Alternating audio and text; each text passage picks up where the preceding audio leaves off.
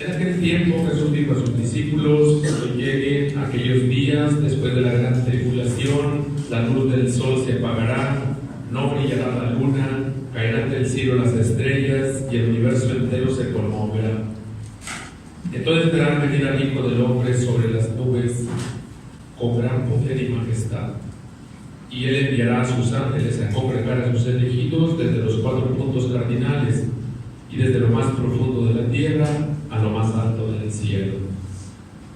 Entiendan esto por el ejemplo de la higuera. Cuando las ramas se ponen tiernas y brotan las hojas, ustedes saben que el verano está cerca. Así también, cuando ven ustedes que suceden estas cosas, sepan que el fin ya está cerca, ya está a la puerta. En verdad, que no pasará esta generación sin que todo esto se cumpla. Podrán dejar de existir el cielo y la tierra, pero mis palabras no dejarán de cumplirse. Nadie conoce el día ni la hora, ni los ángeles del cielo ni el Hijo, solamente el Padre. Palabra del Señor. Gloria a ti, Señor Jesús. Sentados, por favor.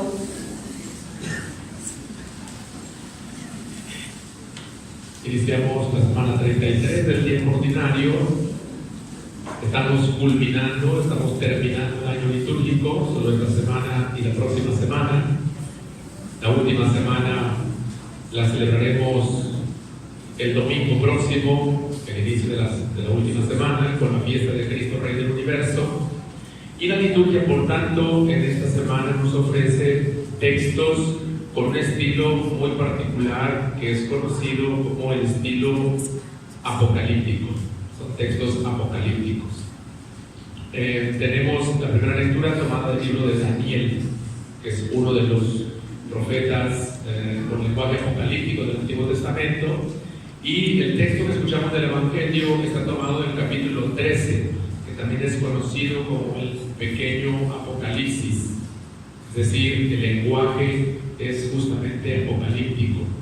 Y me gustaría invitarles primero a que despejemos un poco de nuestra mente esas falsas interpretaciones o interpretaciones distorsionadas de lo que es el Apocalipsis, entendido como una descripción detallada del fin del mundo.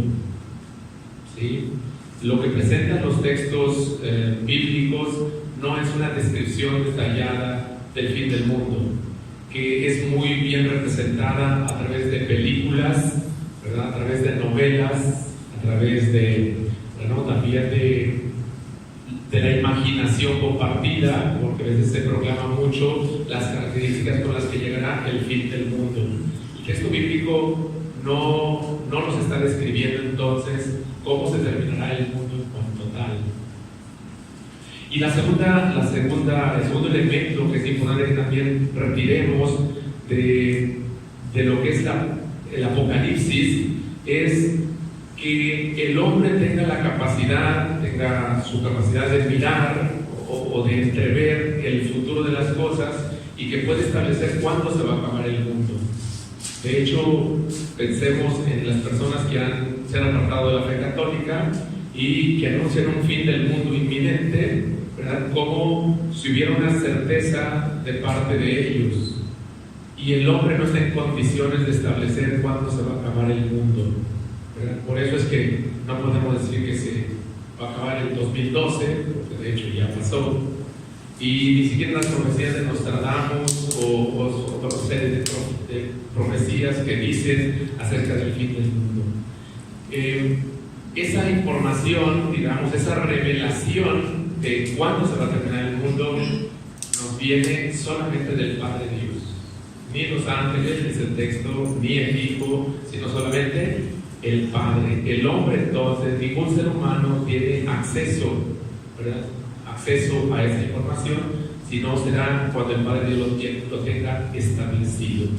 Bien, haciendo estas notas aclaratorias, lo que sí podemos nosotros entrever en estos textos son algunos elementos, primero de la escatología cristiana. Hay unos términos entonces que conviene que aclaremos un poco. El término de escatología ¿verdad? Que viene de una palabra griega que es escatá o escatón. Y la palabra apocalipsis, que es otra palabra griega que significa revelación. Y una tercera palabra que también se utiliza es la parusía, que viene de paremni, otra palabra griega que significa llegada gloriosa. Por tanto, cuando hablamos acerca del retorno glorioso del Señor, hablamos de la parusía cristiana. Cuando hablamos de la escatología cristiana, estamos hablando de las realidades últimas, de esas realidades últimas donde está incluido el retorno glorioso del Señor, en donde está incluido también la consumación de toda la historia, es decir, el fin del mundo.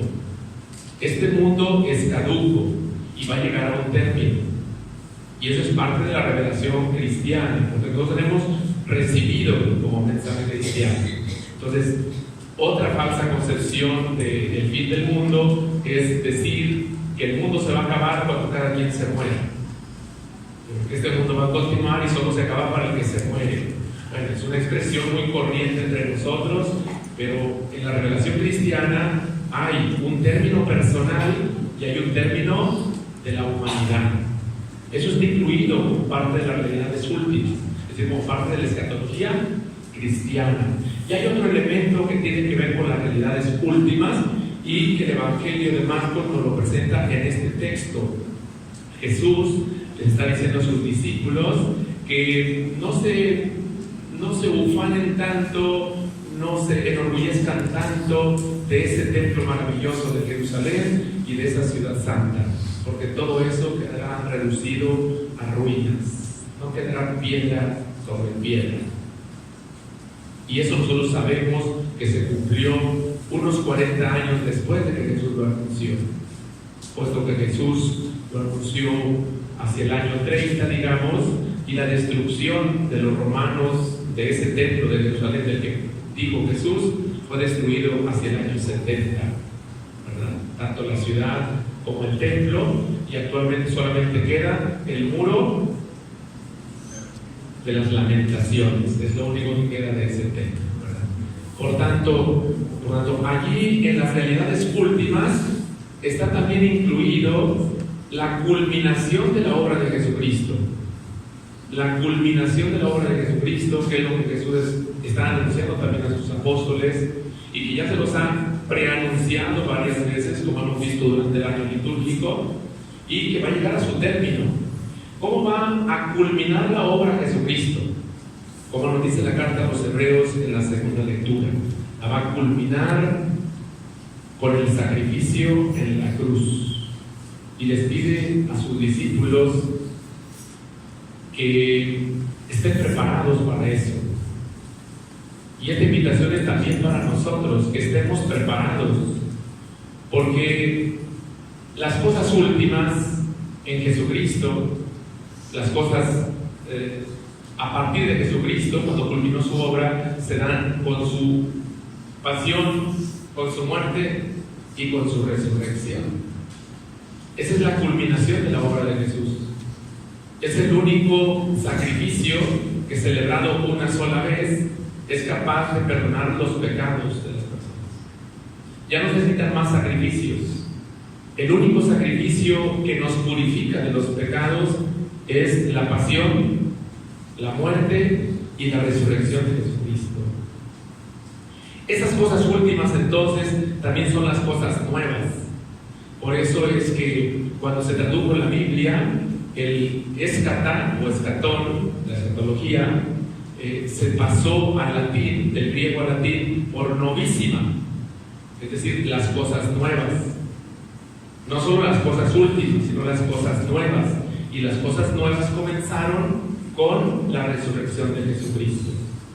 Entonces, ustedes y yo, de pequeños, estudiamos, ¿verdad? Aprendimos acerca de los novísimos o postrimerías del hombre, es decir, sobre las realidades últimas. Eso significa la escatología. Pero también son llamados novísimos, porque viene de novísima, que es el modo de haber traducido escatá o escatón. Por tanto, está relacionando las cosas últimas, las cosas nuevas. ¿Dónde comienzan las cosas nuevas? Las cosas nuevas comienzan cuando es ofrecido un único sacrificio por el sumo sacerdote, cito la segunda lectura, es ofrecido en la cruz, pero ese crucificado es el resucitado. Y ese es el corazón de nuestra fe. Ese es el corazón que nos anima, que nos alimenta, que nos da vida. Y al que ahora estamos invitados a que celebremos en estas últimas 2 semanas de nuestro año litúrgico. Pensar en las cosas últimas es pensar en la obra de Jesucristo y nuestra participación en la obra de Jesucristo. ¿Cuál es la postura entonces nosotros de frente a esta escatología, de frente a estas realidades últimas? ¿Cuál es la postura nuestra? ¿De temor? ¿De miedo? ¿De desconcierto? Ciertamente que no. La postura nuestra es de confianza, de esperanza de que el Señor regresará, de que el Señor volverá de forma gloriosa, como lo anuncia el Evangelio. Una vez que pase la gran tribulación, dice el Señor, que el Hijo del Hombre volverá a venir entre las nubes del cielo con gran poder y con majestad. Lo primero que nosotros necesitamos tener en nuestra escatología cristiana es la esperanza de que el Señor volverá. Esa espera gozosa, esa esperanza es parte de la escatología y es importante que nosotros tengamos con nosotros, cuidemos esa esperanza. Y les voy a decir por qué. Porque ciertamente que habrá tribulaciones y ciertamente que vendrá esa tribulación en el mundo personal y en el cosmos también, cuando el Señor termine esta historia. Pero en el mundo personal nosotros atravesamos por una serie de tribulaciones. Y es muy importante que comprendamos que la escatología cristiana, que la revelación cristiana, es justamente para acompañarnos en todas las etapas de nuestra vida. Vamos, pongamos ejemplos. Número 1, cuando hay crisis matrimoniales y las cosas se ponen muy difíciles, muy oscuro el panorama. Allí, en ese mundo oscuro, en esa experiencia de no visibilidad, en esa experiencia de túnel, allí es donde la esperanza cristiana nos sostiene. Pensemos en este tiempo, en este siglo, en toda la realidad de las depresiones. Una persona muy jovencita, todavía no cumple 15 años y ya entra en experiencias de depresión. Hay papás preocupados en este tiempo porque ¿cómo hacerle para ayudarle a una hija o a un hijo cuando entran en el mundo oscuro de la depresión? O imaginemos a un adulto de los 20 a los 40 o 50 años que entra en depresión, entra en un túnel. Allí no hay luz, allí no hay sentido, es la experiencia del sinsentido. Todo pierde el sentido. Y eso fue a consecuencia de una serie de experiencias que se fueron acumulando hasta que desembocaron en esa situación. Pues allí es donde nosotros, para atravesar ese túnel, es que es importante que nosotros estemos arraigados en nuestra esperanza. Cuando perdemos un ser querido, pero me gusta decirlo, de esos muy cercanos al corazón, nos desestabiliza totalmente la existencia. Y esos túneles solamente se atraviesan con la escatología cristiana, es decir, con la esperanza puesta en el resucitado. De tal manera que alimentémonos con esa esperanza, alimentémonos con esas realidades que el Señor nos acerca, porque cada vez que hay una Eucaristía, el Señor viene, hay una parucía, el Señor viene glorioso para nosotros y se queda con nosotros. Él ha prometido que si nosotros abrimos el corazón, Él se queda con nosotros. Y puesto que lo tenemos, entonces estamos preparándonos, hermanos, para vivir también esas etapas difíciles, esos periodos de oscuridad o esos túneles que a veces parecen interminables, pero que el Señor ciertamente nos ayudará a atravesarlos. Que esa presencia escatológica que esas realidades últimas, que son parte del contenido de nuestra fe, sean nuestra riqueza, que también podamos, en las cuales podamos ejercer